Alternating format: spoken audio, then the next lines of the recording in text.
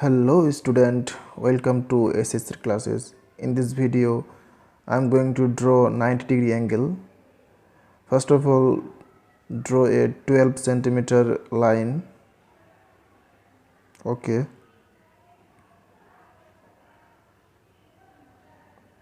Then I am going to use pencil and compass to draw 90-degree angle. So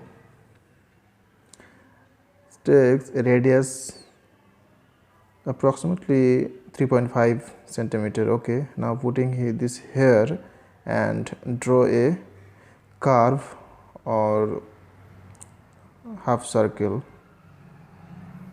Again with same length, putting this here and cut the curve.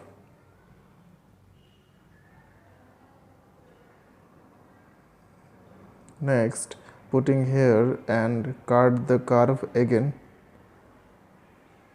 and drawing a curve here. Okay, and also put here and cut the curve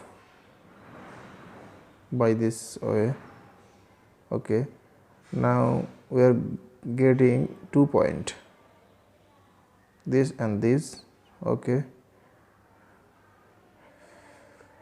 now joining these 2 points by scale and we get our required angle. Now I am going to check whether it is correct or wrong.